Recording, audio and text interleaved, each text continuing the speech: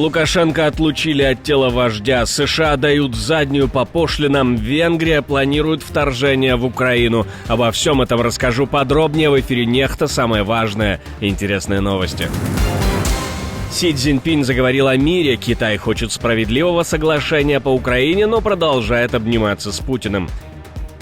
В Берлине бессмертный полк, в Варшаве перформанс, а в Хайфе драка. Как россияне дедов позорили. В Нидерландах переживают, у Путина может хватить сил на новую войну в Европе.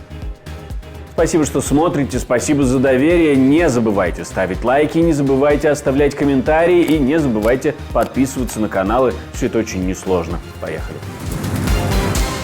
В Берлине прошел так называемый «бессмертный полк». Полком это, конечно, можно назвать с натяжкой и самомнением. Именно вооружившись этим и портретами, несколько десятков человек создают, как говорил их лидер, движуху.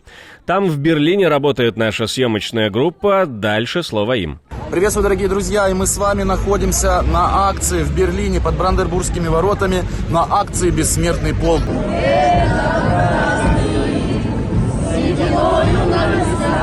Эту хуйню отсюда. Сейчас сожрет. Ты меня сейчас сожрешь у меня ее, понял? Вперед, Россия! Не шагу назад! Вперед, Россия! Россия вперед! Владимир Путин вперед! Не шагу назад! Слава России! Лом Россию не понять. А вот пришли. Окей.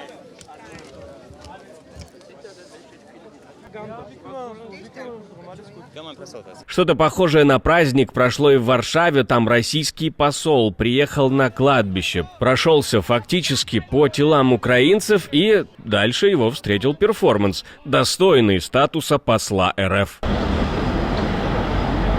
С одной стороны, интересно, в Литве таких монументов уже нету. Мы уже убрали и сделали такие вот монументы. А с другой стороны, у нас нет такого, такого яркого противоположия.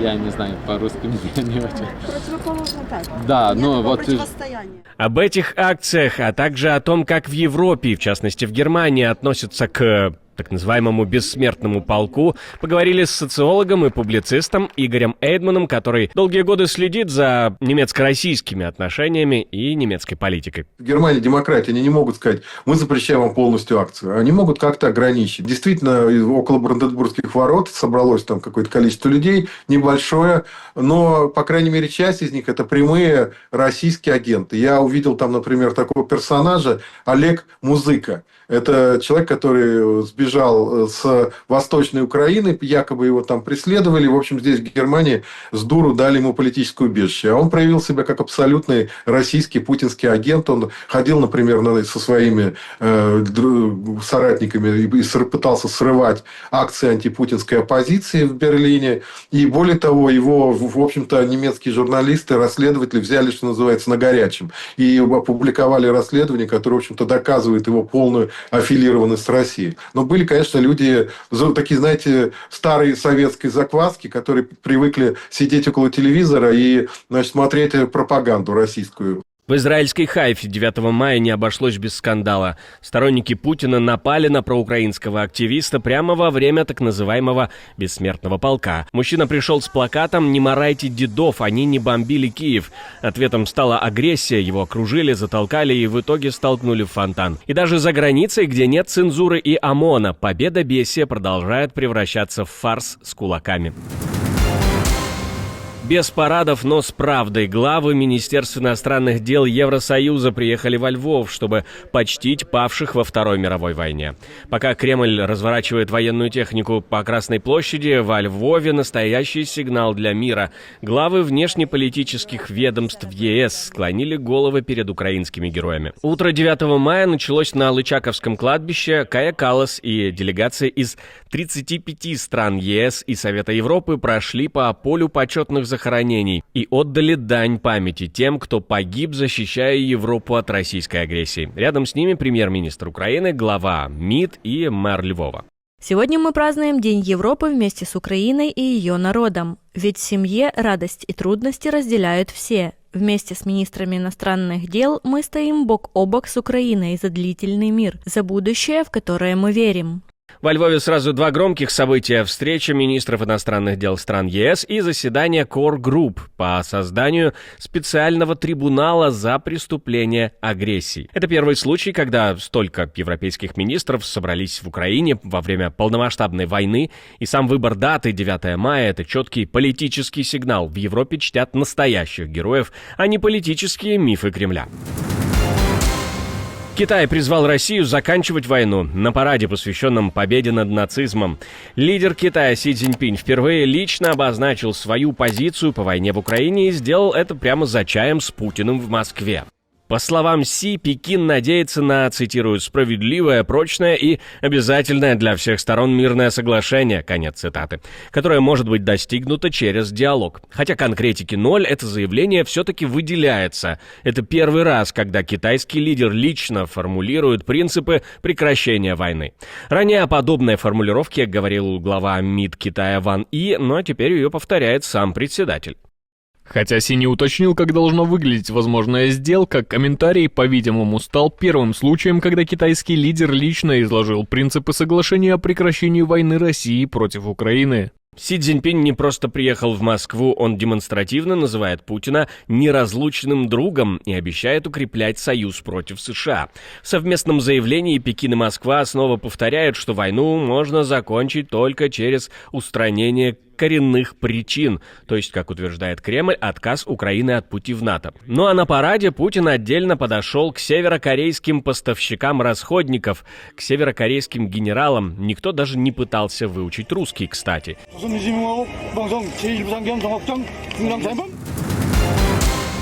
Лукашенко отлучили от тела вождя. Небольшая, но важная деталь. На трибуне 9 мая в Москве интересная посадка гостей.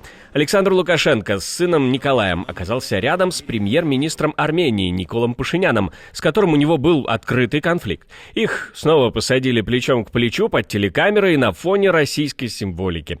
Публичной сцены не было, но взглядов хватило, чтобы понять, напряжение никуда не исчезло.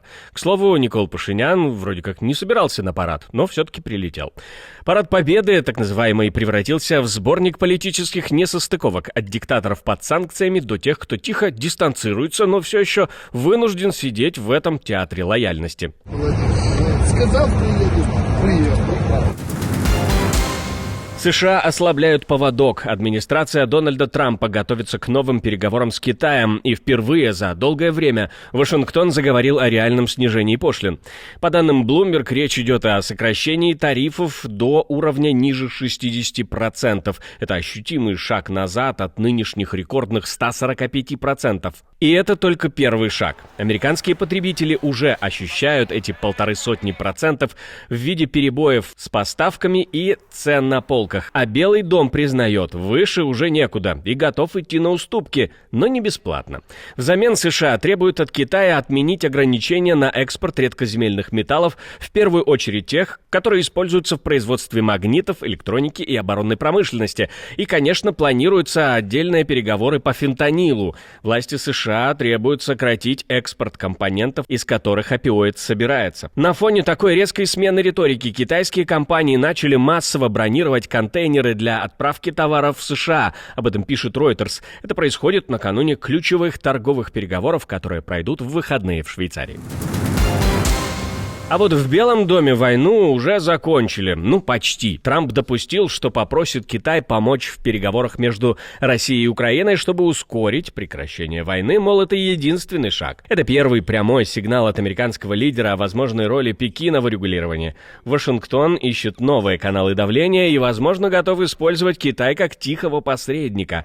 Тем временем Путин, по словам Трампа, пока не демонстрирует желание заканчивать войну, несмотря на заявление Кремля о готовности к диалогу. Ну а США уже сделали все возможное. Если бы не США, в принципе, ни слова о мире, наверное, бы не прозвучало. Думаю, мы добиваемся хороших результатов. Боевые действия немного изменились. Думаю, если бы мы не вмешивались, Россия, возможно, продолжила бы и захватила бы все. И без нашего участия не смогли могли бы это сделать, потому что мы поставляли им много разных вещей по глупости. Но мы получили компенсацию, заключив сделку по редкоземельным металлам. Я думаю, что мы будем очень активно участвовать в попытках предотвратить эту кровавую бойню. Вашингтон явно переходит к более жесткой дипломатии, к тому же на каждом шагу обещая выйти из переговоров. Громкий шпионский скандал в Украине. СБУ впервые в истории раскрыла агентурную сеть военной разведки в Венгрии, действовавшую на территории Закарпатья. Агентам официально инкриминируют государственную измену в условиях военного положения, а сценарий, по которому они работали, звучит как подготовка к вторжению. Служба безпеки вперше в історії України викрила агентурну мережу воєнної розвідки Угорщини, яка здійснювала шпигунську діяльність на шкоду нашій державі. Завданням цього осередку був збір інформації про військову захищеність Закарпатської області, пошук вразливих місць у наземній і повітряній обороні регіону, а також вивчення суспільно-політичних поглядів місцевих жителів. Зокрема, сценаріїв їхньої поведінки, якщо на територію регіону зайдуть угорські війська. Куратором сети был действующий сотрудник венгерской военной разведки. Его личность установлена. Один из агентов – 40-летний бывший украинский военный из Береговского района, завербованный еще в 2021-м. Его активировали в сентябре 2024 года, и он сразу получил задание – искать уязвимости в ПВО и военной инфраструктуре, передавать данные об С-300 и других объектах ВСУ, изучать ситуацию с миграцией и настроениями венгерского меньшинства и анализировать, какие силовики находятся в регионе и насколько они боеспособны. Собрав информацию, агент пересек границу, оформив справку о выезде для ухода за больным отцом и отчитался перед куратором в Венгрии, получил деньги и новое задание на новую вербовку. Вторая встреча состоялась в марте, на ней агент получил телефон с зашифрованной связью. Среди новых задач сбор данных о служебных авто командования ВСУ и передача информации о потерях украинской армии на фронте. Вторая задержанная бывшая военнослужащая, которая до 25 года служила в одной из частей Закарпатья. Ее задачей было сообщать венгерской разведке о наличии самолетов, вертолетов и систем обороны в части, где она служила. Обоим грозит пожизненное заключение с конфискацией имущества. Россия готовится к войне в Европе, а в Нидерландах готовятся к сопротивлению. Премьер-министр страны заявил, что Москве может понадобиться всего 2-3 года, чтобы накопить силы для новой войны, и Европа вполне может оказаться следующей целью. Выступая перед встречей лидеров Объединенного экспедиционного корпуса в Осло, Дикс Хофф подтвердил, Москва наращивает военное присутствие у границ с Финляндией, в том числе строит новые железные дороги, которые могут использоваться для переброски техники и личного состава.